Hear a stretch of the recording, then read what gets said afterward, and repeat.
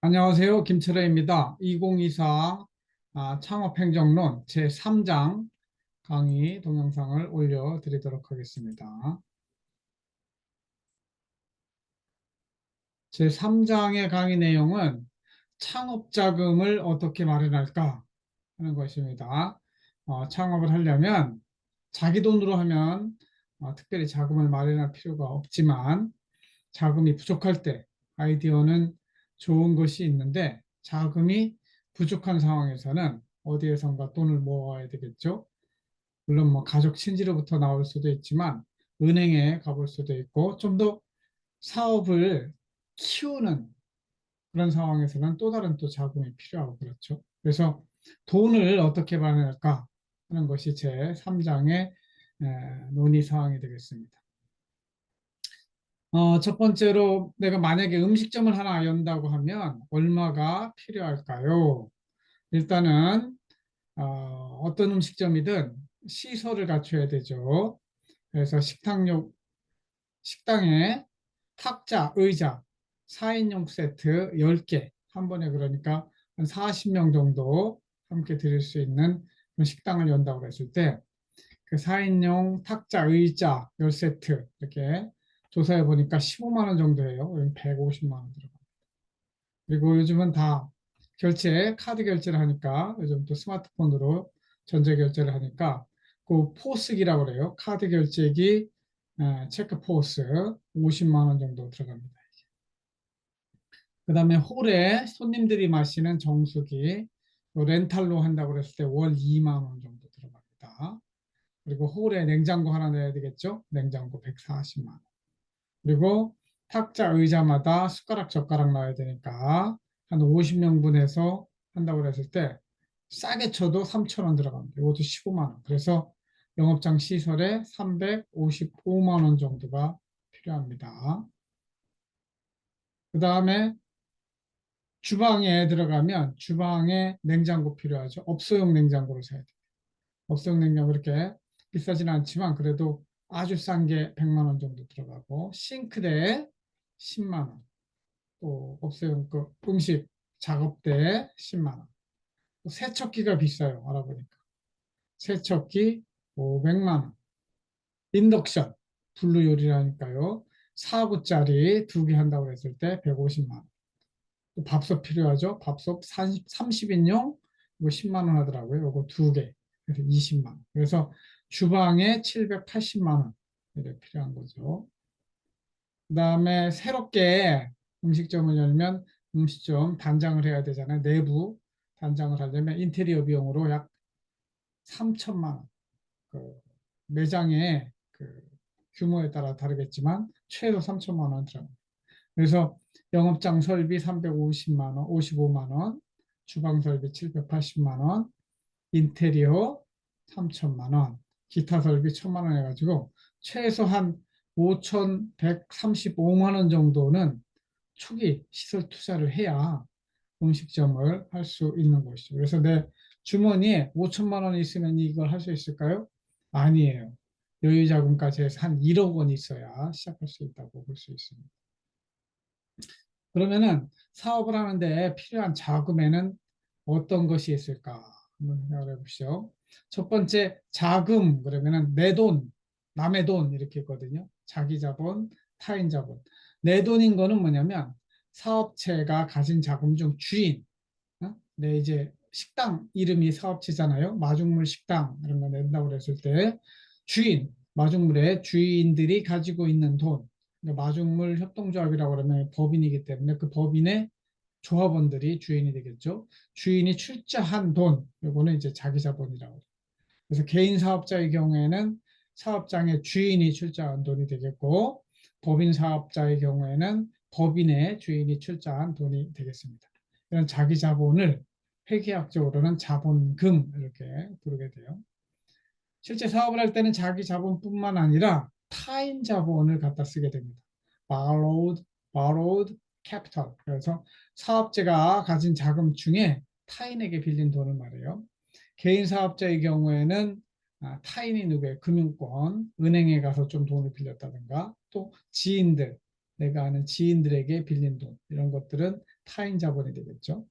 법인 사업자도 마찬가지입니다. 법인이 은행이나 무슨 금융권, 금융회사에 가서 빌릴 수도 있고 개인에게 빌릴 수도 있습니다. 회계학적으로는 타인 자본을 뭐라고 불러요? 부채라고 불립니다. 그래서 내가 가지고 있는 전체 돈은 자기 자본, 진짜 주인의 돈과 타인 자본, 다른 사람에게 빌려온 돈 이렇게 구성이 되게 되어 있습니다. 그래서 전체 부채와 자본금의 비율을 뭐라고 하느냐? 부채 비율 이렇게 이야기해요. 부채 비율이 높을수록 타인 자본 비율이 높으니까 위험한 기업인 거예요. 빚으로 장사를 하고 있으니까. 부채 비율이 낮을수록 뭐 튼튼한 회사라고 볼 수가 있습니다. 그럼 사업 자금은 어떻게 마련할 수 있을까요? 첫째, 지금 내가 가지고 있는 재산, 토지나 건물, 자동차 이런 것들 처분하면 현금이 확보되죠. 그래서 현금을 한 5천만 원, 최소 5천만 원 구해야 되니까. 부모나 타인의 증여를 받을 수도 있습니다. 그런데 증여를 받을 때는 조심해야 돼요. 살아서 돈을 주는 거는 증여라고 하고요.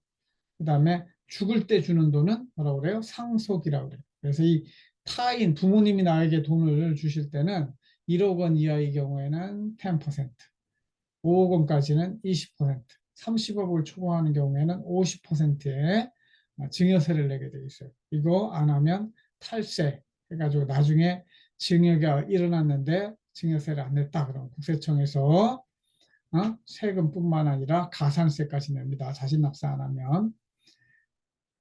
그리고 내가 시작했지만 동업자를 구하면 동업자는 공동 창업자죠. 여기는 같이 함께 주인이 되는 것이기 때문에 이것도 자기 자본이 돼요. 이것뿐만 아니라 이 동업자를 개인적으로 모집하는 것이 아니라 자본시장에서 우리 회사의 주인이 되어 주시오 하는 거를 나중에 한 시간 배우겠지만 IPO라고 그래요. Initial Public Offering. 여러분 공모주 이야기 들어봤죠? 공모주라고 하는 거는 우리 회사의 주인이 될 것을 공개적으로 모집합니다. 주인이 될 것을 공개적으로 모집합니다 하는 게 공모주예요. 그래서 이 일반인도 그 회사의 주인이 주주가 될 수 있도록 하면 그만큼 주인인 만큼 주식을 사야 되는 것이죠. 그래서 자본시장으로부터 주주를 모집하는 이런 방안도 자기 자본을 통한 자금 조달이라 이렇게 할 수 있습니다. 타인 자본, 그러니까 이건 주인이 아니고 부채로 기록되는 거. 이거는 금융기관으로부터 차입할 수 있어요. 그래서 이건 차입금이라고 합니다. 그 다음에 지인으로부터도 차입, 이때는 차용증서를 써줘야 돼요. 그 다음에 자본시장으로부터 주식 발행하듯이 자본시장으로부터 회사채를 발행해서 시장에서 직접 돈을 빌려오는 것. 이거는 회사채 발행이라고 해요. 그래서 자기 자본으로 남는 것과 회계적으로 타인 자본, 부채로 남는 것. 이 두 가지가 사업자금에 해당한다. 이런 사업 자금을 마련하려면 특히 동업자를 구한다든가, 그리고 은행에 가서 돈을 빌린다든가, 그리고 자본시장에서 회사채를 발행한다든가, 주식을 공모한다든가, 이런 걸 하려면 가장 기본적인 게 그 회사의 사업계획서예요. 그래서 사업계획서를 잘 써야 이 사업계획서를 보고, 와, 아이디어 좋은데 이거 같이 투자하자 하면은 동업자가 되는 것이고 주주가 되는 것이죠. 그러면 자기 자본이 되는 것이고, 야, 너 이거 사업하는데 떼먹힐 일 없겠네. 이자만 잘 챙겨주면 내가 돈을 빌려줄게. 이러면 간접 자본 조달이 되겠죠. 그래서 이걸 하기 위해서는 사업 계획서, 비즈니스 플랜을 잘 써야 돼요. 이 창업 사업 계획이라고 하는 거는 창업 단계에서 사업의 큰 그림을 먼저 그려보려는 거예요. 결론은 무엇을 통해 어떻게 돈을 벌 것인가를 간략하게 설명한 자료, 이걸 사업계획서라고 해요. 이 사업계획서에 포함되어야 될 주요 내용, 핵심 내용은 뭐냐? 첫 번째는 비즈니스 모델이 있어야 돼.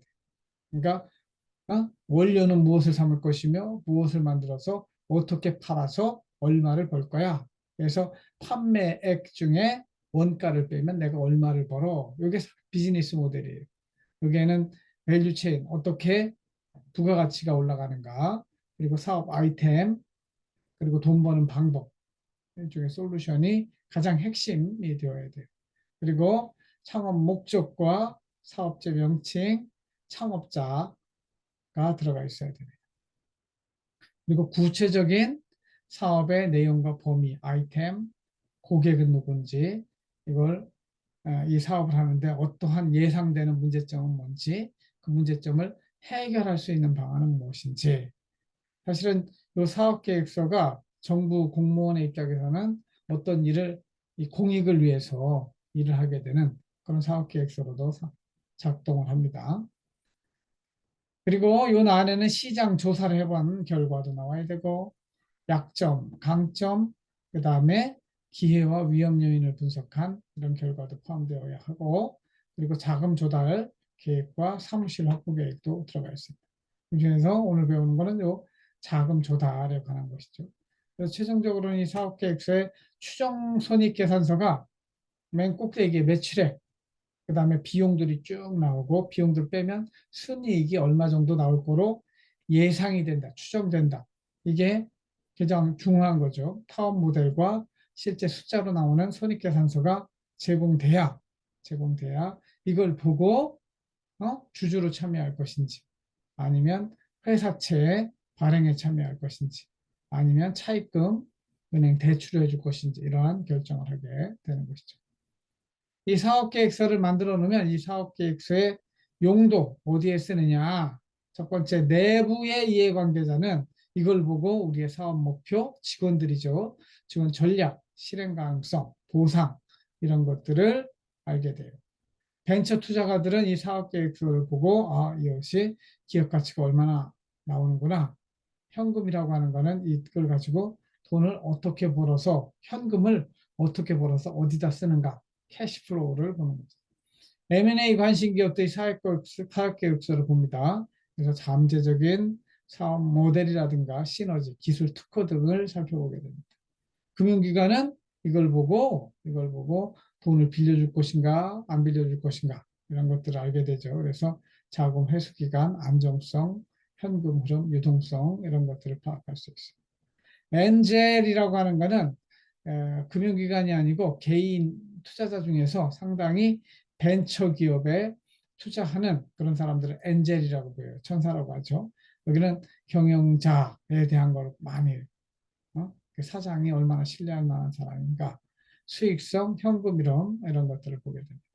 그리고 일반 투자 사업계획서를 보고 전반적인 그 회사의 사업계획을 보고 주식을 살 것인가 말 것인가, 회사채를 살 것인가 말 것인가를 결정해요. 그래서 경영자의 신뢰성, 수익 전망, 기업 가치 등을 보게 되어 있습니다. 그리고 이거 한번 더 살펴보면은 내부 이해관계자는 핵심적으로 사업 목표 전략 이런 것들 본다고 그랬잖아요. 그래서 사업계획서 전체를 보되 사업 목표와 전략, 인건비, 예산 이런 것들이 주요 관심사예요. 벤처 투자자들은 어디에다가 투자를 하냐면 성장성에 투자를 하거든요. 앞으로 이 회사가 얼마나 성장할 것인가, 성장성이 높은 쪽에 자기의 돈을 투자하는 사람들이 벤처 투자자입니다. 그래서 결국은 이 손익계산서라든가 대차대조표 보고 이 사업계획서 포함된 수익성과 성장성을 중심으로 본다. 금융기관에서는 돈을 빌려줘야 되니까 제일 중요한 거 안전성이죠. 괜히 돈 빌려줬다가 그 돈이 내 돈이 아니잖아요. 고객이 맡긴 돈인데 그 돈 떼먹히면 안 되니까 안전성을 굉장히 중요시해요. 그리고 대금 회수 가능성 이런 것들을 강조하고, 그래서 이러한 재무제표를 보게 됩니다. 엔젤 투자자는 벤처 투자자의 개인으로서 벤처 기업에 투자하는 거예요. 그래서 창작자 개인의 능력 및 신뢰성, 수익성, 성장성, 회수 가능성 이런 것들을 엔젤 투자자들 많이 본다. 그리고 M&A를 이건 뭐야, 인수 및 합병을 고려하는 기업 입장에서는 그 회사를 인수한다고 하는 거는 지금은 좀 돈을 못 벌어도 장기적으로 성장성이 있는 그런 것들이거든요. 그래서 이럴 때는 장기 사업 계획서 이런 것들이 필요하게 됩니다. 시민단체는 기업이 정말로 올바르고 있는가를 감시하는 기구이기 때문에 사회적 책임, 친환경 경영, 다양성에 관심을 두고 그 회사마다 환경 관련 투자와 사회적 책임 활동 실현이 제대로 이루어지고 있는지, 그리고 장애인 고용이 잘 이루어지고 있는지, 이런 걸 중심으로 사업 계획서를 살펴보게 된다, 이 말씀이죠. 그렇다면 아주 잘 된 사업 계획서는 딱 보면 어떤 내용이 들어가 있어야 되느냐?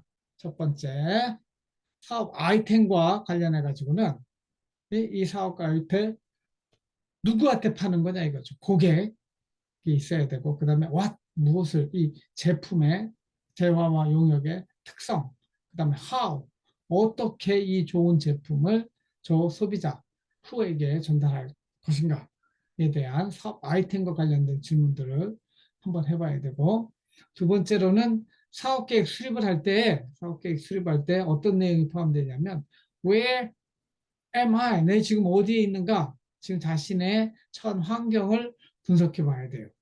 그리고 where I to go. 이건 뭐냐면 어디로 가야 되지? 방향성이죠. 달성하고자 하는 목표를 제시할 수 있어야 돼요. How to get there. 그러면 이거는 뭐예요? 어떻게 그 목표에 다다를 수 있는 것인가.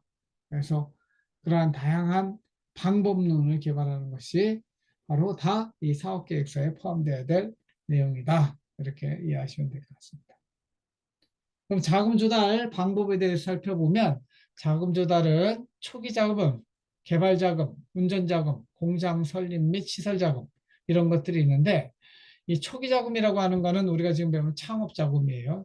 창업을 위해서 아까 음식점을 낸다고 그랬을 때 한 5천만 원 들어간다고 그랬잖아요.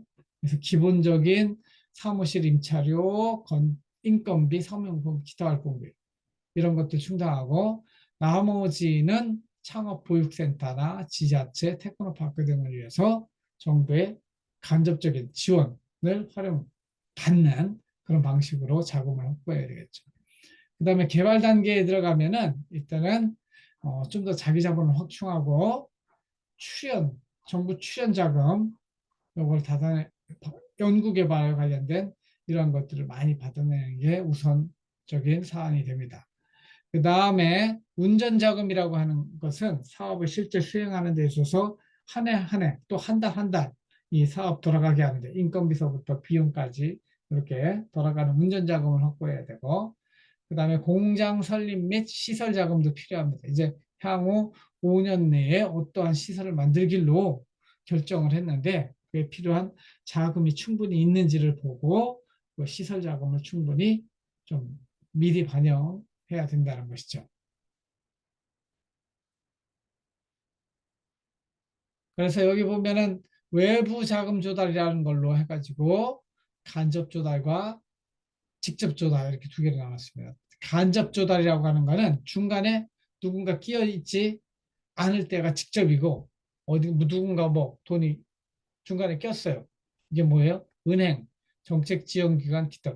은행에 있는 돈은 다 은행에 돈을 맡긴 사람들, 예금을 하고 있는 사람들의 돈일 것이지 은행 돈이 아니에요. 그 다음에 정책 기반 지원도 마찬가지예요. 그러니까 정부가 어떠한 정책을 할 때 도와주겠습니다, 이렇게 말하는 게 없는 한 그렇게 크게 중요하지 않다. 그 다음에 기타 금융기관이 있습니다. 은행뿐만 아니라 다양한 증권사도 있고 창투사도 있고, 이런 데에서 어, 자금을 조달할 수 있습니다. 반면에 직접 조달이라고 하는 것은 시장에서 아까 같은 은행이나 정책지원기관을 거치지 않고 직접 돈을 조달하는 것, 주식, 그렇죠. 회사채도 발행하면 은행으로 해서 들어오게 되죠. 그다음에 엔젤 투자도 그렇고, 전환사채도 이제는 요 증권회사라든가 엔젤 투자자에서 하는 것으로 되어 있습니다. 그다음에 신주 인수권부 사채라고 하는 거는 사채를 발행하는데, 회사채를 발행하는데 신주 인수권을 딸려서 두는 것, 이런 것들도 좀 더 높아지겠죠. 그래서 이런 것들 다 합치면 거의 뭐 7, 80만 원 된다고 그러는데, 최소한의 노력으로 시장에서 주식이나 회사채, 전환사채, 신준 인수권부 사채 이런 걸 통해서 자금을 마련하면 되겠습니다. 그러나 우리 입장에서는 이렇게 시장에서 자금 조달하는 건 어렵고 거의 은행에 가서 차입금, 은행 차입금 사업계획서 잘 써내서 돈 아껴 먹을 테니까 아니면 담보를 달아야 돼요. 담보를 달고 돈을 빌려오는 이런 담보대출이 거의 제일 많다는 걸 이해하시면 되겠습니다. 그 다음에 우리는 창업하는 데 있어서 국가에서 우리가 낸 세금이잖아요. 매년 650조 원이 집행되는데 그 560조 원 중에서 기업들에게 나눠주는 돈들이 많아요. 그런 것들을 정책 자금이라고 하는데 첫 번째 이 정책 자금에는 보조금, 출연금, 보증금, 융자금 이런 다양한 형태가 있습니다. 보조금이라는 국고 보조 사업에 의해서 기업들이 뭐 하는 데 있어서 판로, 마케팅 이런 것들 정부가 도와주는 것이죠. 그래서 보조 사업은 주로 한 사업에 들어가는 돈이 100억이다 그러면 7대 3, 5대 5 이렇게 해서 매칭이 되어서 함께 들어갈 수 있습니다. 반면에 출연금을 받는 거는 상환 의무가 없는 자금으로서 담보, 보증, 이자가 없습니다. 그래서 연구개발 쪽에 들어가는 돈 이런 것들은 출연 연구비라고 할 수 있는데 이 돈이 구체적으로 얼마나 되는지는 또 살펴볼 필요가 있습니다. 그다음에 보증을 해주는 경우도 있어요. 기업의 낮은 신용도를 보완하기 위해서 은행 대출할 때 보증서라고 했을 때 정부가 정책 자금으로 보증을 쓰는 경우가 있습니다. 그다음에 융자, 시중은행보다 더 저렴한 금리와 유리한 조건으로 이렇게 융자 대출해 주는 거죠. 그래서 중소기업 입장에서는 이런 것들에 대한 좋은 혜택도 있다. 이런 것들 살펴보았습니다.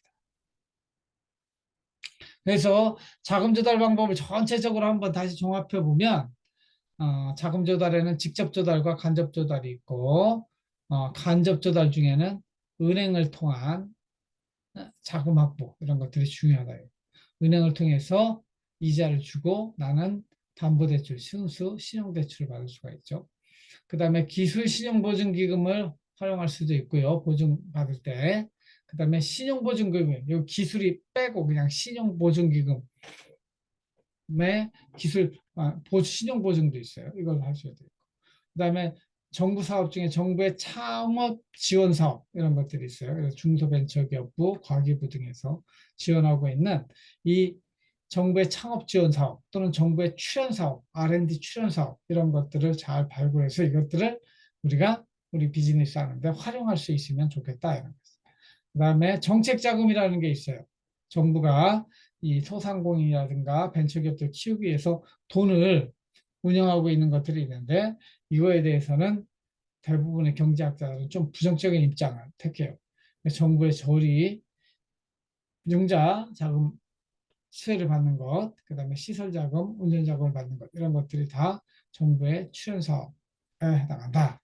그다음 벤처 캐피탈을 통해서 투자를 유치할 수도 있고 벤처 캐피탈과 같은 법인이 아니고 개개인 엔젤을 이끌어서 엔젤 투자를 받아서 유치하는 경우도 있고 요즘은 크라우드 펀딩이라고 그래가지고 아이디어가 좋으면 페이스북이나 인스타에 올리고 거기에 관심 있는 사람들 함께 하도록 하는 게 크라우드 펀딩이죠. 그 다음에 엑셀러레이터를 통한 투자 유치라고 있어요. 엑셀러레이터도 장애가 있는 사람인데 엑셀러레이터는 미안합니다. 클라우드 펀딩은 일반 많은 사람들로부터 인터넷에 페이스북 같은 데 띄워놓고 자금을 받아들이는 게 클라우드 펀딩. 엑셀러레이터라고 하는 거는 인큐베이터란 말이 있습니다. 회사를 키우기 위해서 초기부터 한 5년 동안 초 연구개발부터 이렇게 마케팅부터 쭉 장기적으로 키워주는 인큐베이터라고 하고 엑셀러레이터는 각 6개월 정도 신속하게 마케팅이나 이런 것들 딱딱딱딱 도와주는 돈이 나오는 게 있어요. 이런 것들이 다 정책 자금이죠.